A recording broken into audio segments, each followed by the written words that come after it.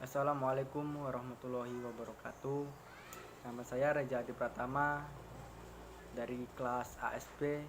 Di sini saya akan menjelaskan berdirinya dan runtuhnya dinasti Umayyah dan dinasti Abbasiyah. Dinasti Umayyah merupakan pemerintahan kaum muslim yang berkembang setelah masa Khulafaur Rasyidin yang dimulai pada tahun 41 Masehi atau 661. Dinasti Umayyah yang berpusat di Damaskus mulai terbentuk sejak terjadinya peristiwa Takhim pada Perang Siffin, perang yang dimaksud untuk menuntut balas atas kematian Khalifah Utsman bin Affan itu.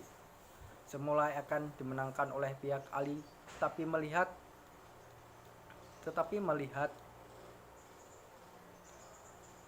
des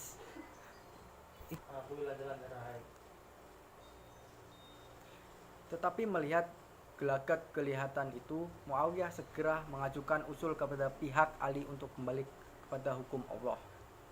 Dalam peristiwa Takhim, Ali telah terpedaya oleh taktik dan sifat Muawiyah yang pada akhirnya ia mengalami kekalahan secara politis. Sementara itu, Muawiyah dapat kesepakatan untuk mengangkat dirinya sebagai khalifah sekaligus raja. Dinasti inilah yang untuk pertama kalinya memberontak sistem memilih pemimpin yang sedari awal dijadikan secara musyawarah mufakat menjadi sistem keluarga atau monarki. Peristiwa ini di masa kemudian menjadi awal munculnya pemahaman yang beragam dalam masalah teologi, termasuk 3 kekuatan kelompok yang sudah mulai muncul sejak akhir pemerintahan Ali, yaitu Syiah, Muawiyah, dan Khawarij. Dinasti Umayyah didirikan oleh Muawiyah bin Abu Sufyan bin Harb. Nama dinasti Umayyah dinisbahkan kepada Umayyah bin Adsam bin Abu Manaf. Muawiyah selain sebagai pendiri juga sebagai khalifah pertama Bani Umayyah. Muawiyah dipandang sebagai pembangun dinasti ini oleh sebagian sejarawan dipandang negatif sebab keberhasilan diperoleh legalitas atas kekuasaan dalam perang saudara Siffin. Terlepas dari itu, dalam diri Muawiyah terkumpul sifat-sifat seorang penguasa, politikus, dan administrator. Pada masa kekhalifahan Bani Umayyah terdapat beberapa khalifah yang sangat berpengaruh. Di antaranya adalah 1. Al-Walid bin Abdul Malik Umar bin Abdul Aziz. Di bawah kepemimpinan Al-Walid bin Abdul Malik, kekuasaan Islam meluas ke Spanyol atas peran pasukan yang dipimpin Tariq bin Yazid. Bukan hanya itu, karena kekayaan kerajaan yang semakin menumpah ruah, sektor pembangunan sangat diutamakan.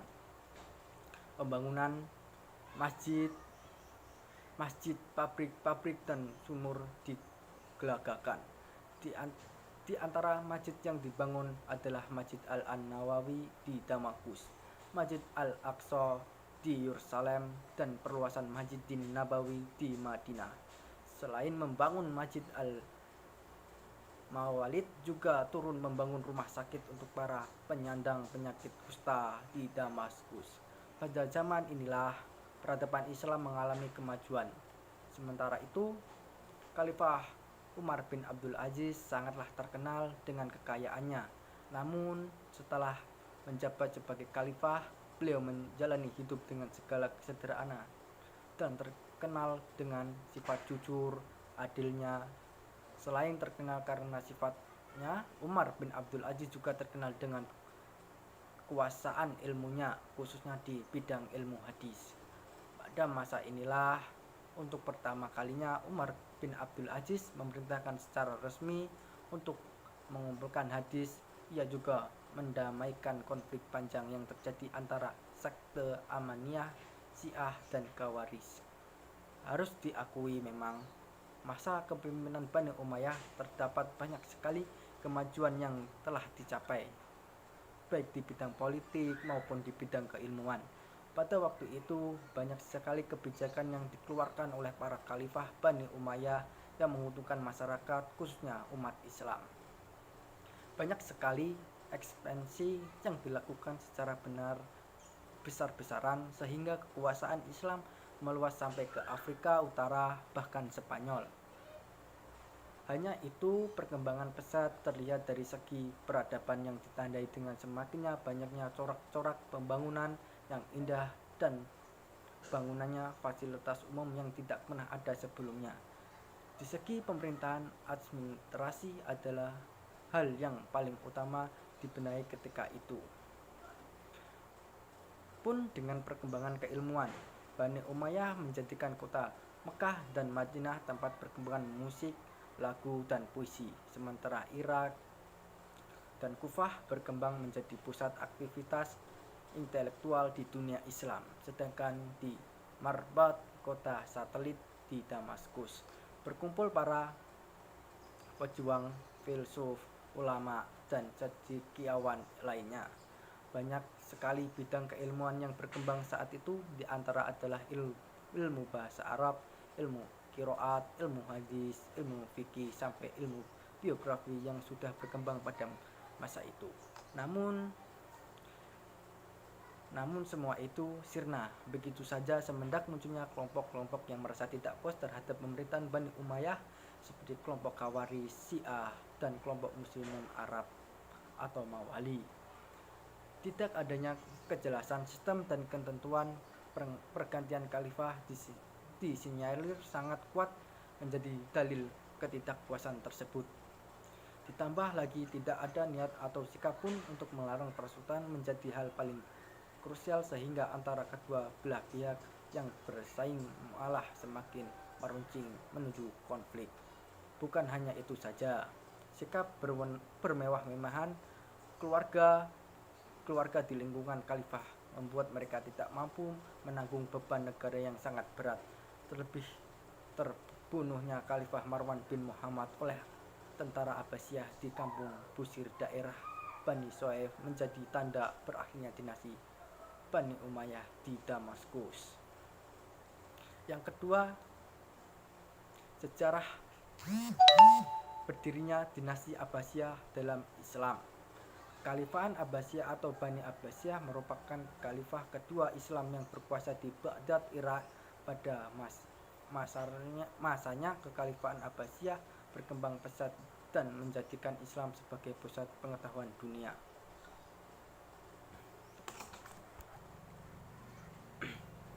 Kekuasaan dimulai setelah merebutnya dari Bani Umayyah dan melakukan semua wilayah kecuali Andalusia.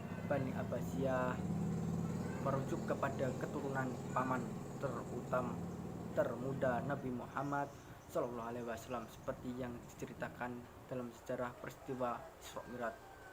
Abbas bin Abdul Muthalib itu sebabnya juga masih termasuk kepada Bani Hashim, anggota dari Bani Umayyah yang selamat melarikan diri dari Damaskus dan menuju Spanyol dengan menyeberangi Laut Tengah lalu mendirikan kekhalifahan Umayyah.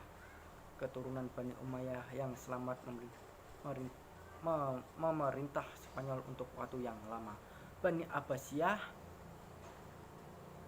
menjadi dinasti kekhalifahan terlama sepanjang sejarah berdirinya agama Islam yang berkuasa mulai tahun 750 Masehi sampai 1250 Masehi, dan ibu kota pemerintahan dipindahkan ke Baghdad dari Damaskus pada tahun 762 Masehi. Dalam sejarah berdirinya dinasti Abbasiyah, mereka memerintah seluruh Asia Barat dan Afrika Utara. Bani Abbasiyah lebih fokus kepada daratan Irak dan Iran daripada wilayah pesisir seperti Israel, Suriah, Lebanon, dan Mesir. Baghdad dengan cepat berkembang menjadi kota besar dan maju di dunia. Sekitar hampir setengah juta orang pada tahun 800-an Masehi banyak kelompok bangsa berbeda yang tinggal di Baghdad seperti Arab, Persia, Yahudi, dan Yunani.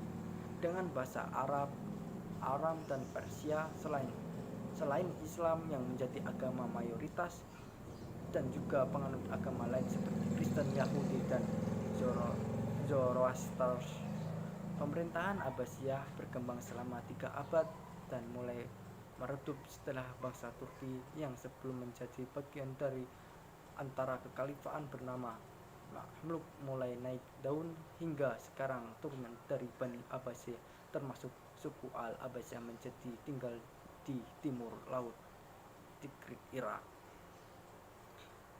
Awal berdirinya dinasti Abbasiyah berdiri setelah mereka berhasil menaklukkan dinasti Umayyah. Keturunan Al-Abbas menjadi pendiri dinasti Abbasiyah yaitu Abdul al-Saffah bin Muhammad bin Ali bin Abdullah bin Al-Abbas. Kelompok Abbasiyah merasa lebih layak memegang tongkat kekuasaan daripada Bani Umayyah. Mereka berasal dari Bani Hashim yang lebih dekat garis keturunannya dan Nabi Muhammad. Saat itulah sejarah runtuhnya Bani Umayyah. Sejarah berdirinya dinasti Abbasiyah tidak lepas dari peperangan yang berdarah dan berjulang. Pada awalnya cicit dari Abbas bernama Muhammad bin Ali Hashim di Paris ketika Umar bin Abdul Aziz masih memerintah. Pertengahan semakin memuncak pada masa pemerintahan Khalifah Marwan II. Menjelang berakhirnya dinasti Umayyah, ada kelompok dari Bani Hashim yang teranainya sehingga melakukan perlawanan. Kelompok Bani Hashim keturunan Ali dipimpin oleh Abu Salma dan keturunan Abbas dipimpin oleh Ibrahim al-Imam. Selain itu juga ikut kelompok keturunan bangsa Persia mimpin Abu Muslim al-Quraisy bekerjasama melakukan dinasti Umayyah. Pada akhirnya kaum Abbasiyah berhasil melakukan pemimpin akhir Umayyah yaitu Marwan bin Muhammad Abu Abbas as-Saffah berhasil meruntuhkan Bani Umayyah dan diangkat sebagai khalifah. Selama 3 abad, Bani Abbasiyah memegang kekuasaan kekhalifahan, menguasai kepemimpinan gaya Islam dan menyuburkan kembali ilmu pengetahuan dan pengembangan budaya di Timur Tengah. Masa kejayaan dinasti Abbasiyah. Sejarah berdirinya dinasti Abbasiyah memasuki masa kejayaan dengan menerapkan pola pemerintahan yang berbeda-beda sesuai dengan perubahan politik, sosial, dan budaya. Pusat pemerintahan saat itu terletak di Kufah. Kepemimpinan kemudian digantikan oleh Abu Ja'far al-Mansur mulai tahun 750 sampai 775 Masehi. Saudara dari Abu Abbas, ia membangun kota baru yang diberi nama Baghdad, di mana terdapat istana bernama Madinat As-Salam. Pada periode awal sekitar 750 sampai 847 Masehi, kegiatan perluasan wilayah menjadi diutamakan dinasti Abbasiyah dan membuat fondasi sistem pemerintahan yang menjadi panduan bagi pemerintahan selanjutnya. Setelah Abu Ja'far Abbasiyah dipimpin oleh Harun ar-Rasyid mulai 789 sampai 809 Masehi, ia mendirikan perpustakaan terbesar pada zamannya bernama Baitul Hikmah, sehingga orang-orang terpelajar dari kalangan barat dan muslim datang ke Baghdad untuk mendalami ilmu pengetahuan. Setelah itu Abbasiyah dipimpin oleh Al-Amin dan Al-Ma'mun ar-Rasyid. Putra Harun ar-Rasyid Al-Ma'mun memimpin sejak 813 sampai 833 Masehi, dan pemrosesan Baitul Hikmah menjadi akademik ilmu pengetahuan pertama di dunia. Pada masa ini juga banyak diterjemahkan buku-buku karya kuno dari Yunani dan Syariah kuno ke dalam bahasa Arab. Paham Mu'taziliyah dianut Al-Ma'mun sebagai mazhab negara, yaitu menggunakan akal sebagai dasar untuk memahami dan menyelesaikan persoalan teologi yang merintis pembahasan teknologi Islam secara detail, filosofis, hingga munculnya filsafat ilmu. Selanjutnya, dalam sejarah berdirinya dinasti Abbasiyah dipimpin oleh Khalifah Al-Mutawakkil mulai 847 sampai 861 Masehi. Ia berbeda dengan khalifah sebelumnya, mereka lebih cenderung ke cara berpikir alun sunnah. Dalam sejarah berdirinya dinasti Abbasiyah, ia hidup pada zaman dengan para tokoh besar Islam seperti Abdul Malik bin Abid, Imam Al-Mazhab Maliki, Abdul Aziz bin Yahya Al-Khul, murid Imam Syafi'i, Abu Usman bin Majlis, pakar ilmu nawu dan ilmu kulab, seorang tokoh dalam bidang ilmu kalam. Akibat posisi Al-Munasir langsung diturunkan dengan paksa bersama dengan berlangsungnya ketidaksenang orang Turki kepada Al-Mutawakkil. Karena beberapa sebab, Al-Munasir dan orang-orang Turki kemudian sepakat untuk membunuh Al-Mutawakkil. Setelah ayahnya dibunuh, Al-Munasir menjadi pemimpin khalifah, namun hanya selama 6 bulan karena ia justru terbalik menjelaskan orang Turki dan dibunuh oleh mereka. Sejarah berdirinya dinasti Abbasiyah kemudian mengalami kemunduran sejak saat itu. Banyak pula faktor lain yang mempengaruhi karena kurangan perhatian pada persoalan politik seperti pemisahan dari Afrika Utara untuk membentuk pemerintahan merdeka bernama Kekhalifahan Fatimiyah.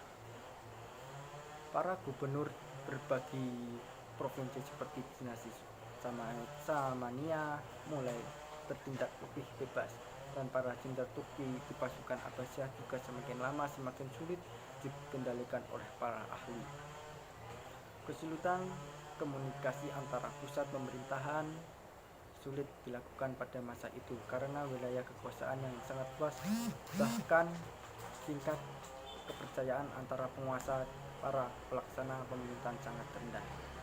Pada masa Bani Umayyah, wilayah kekuasaan tetap sejajar dan dengan batas wilayah kekuasaan Islam. Namun pada masa pemerintahan Abbasiyah, kekuasaan mereka tidak pernah diakui Spanyol dan seluruh Afrika Utara kecuali sebagian kecil Mesir.